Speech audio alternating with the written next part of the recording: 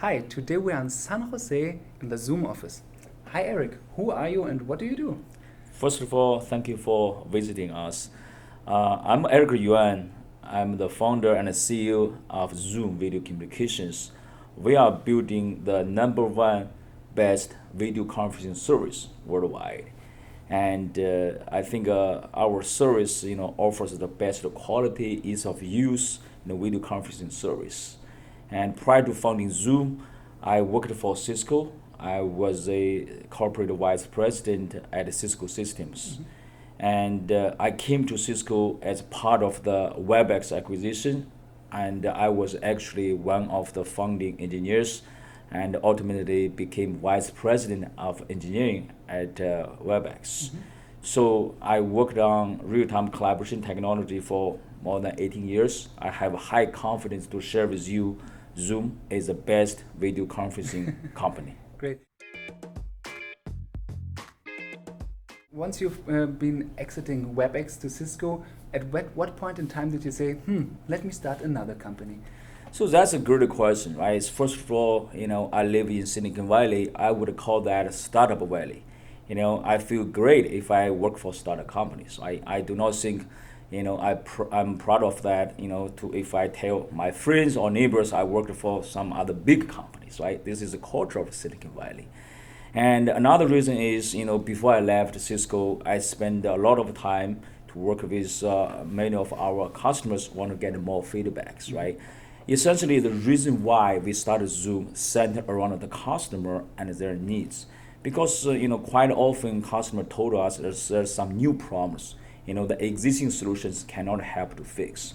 Like a conference room solution, like a Zoom Rooms, right? Software-defined video conferencing solutions, and also how to interoperate with the existing hardware-based conference room solutions, and plus how to make your solution mobile friendly, like share your iPhone and iPad screen. Last but not least is almost every business, right? So is as either SMB or large enterprise, they have all kinds of different solutions like Skype, Google Hangout, WebEx, GoToMeeting, Polycom, Tannenberg, you name it. This is totally different user experience. How to interoperate those solutions, how to build one solution with the best experience, that is very challenging at that time. That's why we decided to leave, to build a new solution from scratch to address all those problems. And how did you then start? So, who was in the founding team? How did you meet? How did you start going to the market? So after I had that idea, I started to leave, and after I left, all those best engineers who built WebEx, they knew I left. They all wanted to follow me, right? So they joined the Zoom, and also we got some seed funding from all the Silicon Valley entrepreneurs, some ex-WebEx, senior executives as well, right? I think quickly we organized a team. We have enough funding, and I think for the first 2 years we were working very hard. We got the product platform done, and later on we reached the A round and the B round. We got great tractions over the past 2 years, and we already had more than 140,000 business customers who are using our solutions. This is great. Great. Eric, let's talk about the business model of Zoom. So actually, who are your target customers and what type of product solution with what type of value proposition are you offering to them? Sure. We target the business customers, right? SMB and the large enterprise. Also we target education customers as well as healthcare customers like telemedicine, telehealth. And our business model is we have a freemium model. I would call that a true freemium model, meaning we can give you all the features for free, one-to-one. There's no any limitations whatsoever, right? And when it comes to more than two person for a group video conferencing, we also give you all the features for free. But for every meeting, we limited the duration to 40 minutes. This is something new, as most of customers really like that. They say, I even do not need to pay you, but 40 minutes is good enough, right? And also, we offer a service not only to offer you video conferencing, but also offer you web conferencing, and also we have a business IM and presence functionality across the platform. Plus if your company already deployed the hardware conference room solutions, we also can interoperate with that. Plus, there are 30 million, conference rooms worldwide. Only less than 5% are enabled with the hardware conference room solutions. We have a solution called Zoom Rooms, based on the commodity hardware with our software. Customer like it, really like it. Not only for video conferencing, but also we support wireless presentation. Essentially, you can get rid of the projectors as well. Eric, you have somehow a unique business model because you said you provide most of the stuff for free and thereby building a huge platform. Other video conferencing providers are charging from the first customer and so on. So what is the reason of building this kind of big platform and how can you monetize on that? So first of all, we truly believe Zoom has the best video conference platform, right? So how to reach out to those customers? This is overall the part of your business model, right? So we have a true freemium model. The customer, they can go to our website, sign up a free account. You can use that for free for one-to-one. You can invite up to 50 participants. You also can use that for free, but every meeting 40 minutes. But for a lot of customers, the 40 minutes is not good enough, right? Say for some important meetings, they meet with customers, they think, probably it's 1 hour, right? Then they need to pay. When it comes to subscribing to our paid services, it's extremely affordable, right? Just $14.99 per host per month. If you look at other service, it's very expensive, even more expensive, less features, quality-wise also not as good as us, right? That's why, after we launched our solutions, we did not do anything on marketing front, purely leveraging the word of mouth. We got attractions. Customers, they refer to other customers and say, finally I found a great solution that works so well. I really enjoy using Zoom, right? They spread the word to their friends, to their, business colleagues and so on and so forth. That's why we got attractions. And what enables you to produce the value much, much cheaper than anybody else? This is a great question. Well, first of all, myself and my team, I would say we are working on this real-time collaboration technology for more than 18 years. You look at any other companies worldwide, I do not think any other company, they have that expertise. So when we started building up the Zoom technology, from day one, we know we need to make sure we should do it differently this time, right? How to, optimize the product, optimize architecture, make sure from day one everything is fully automated. And also make sure we build the technology by ourselves, right? We do not license some expensive hardware or software, right?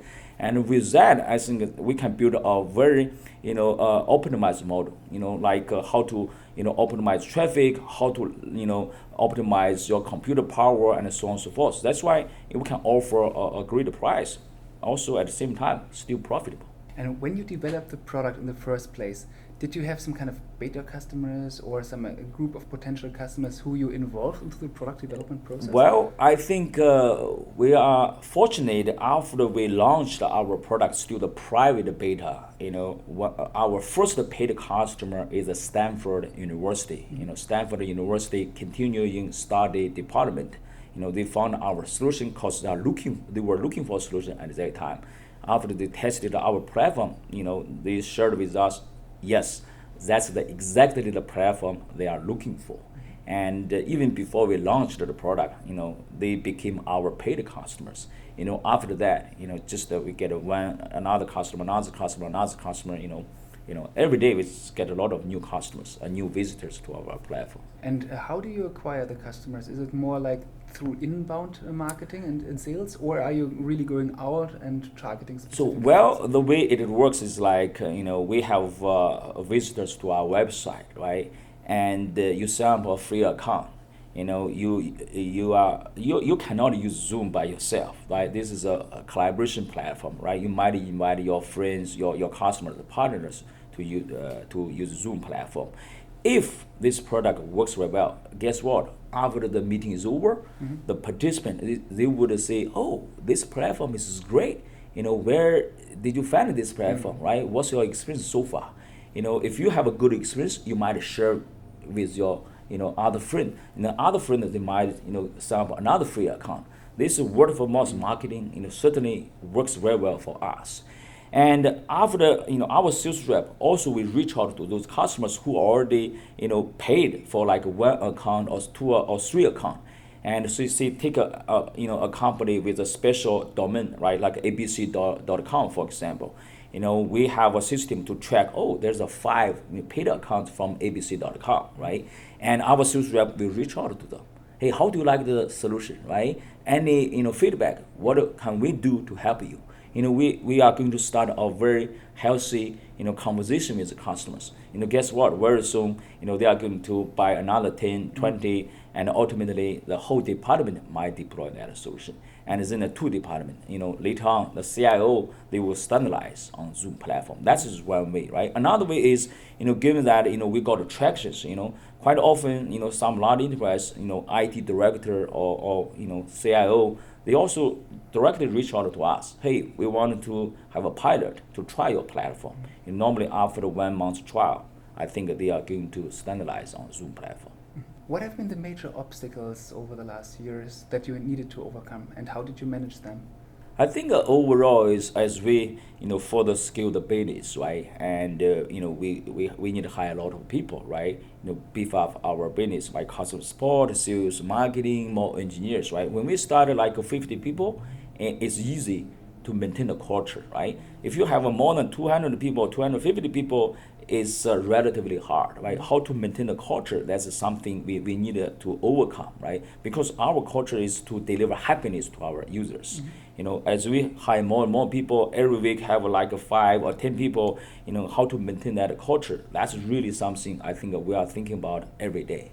And what did you do in order to foster this kind of culture?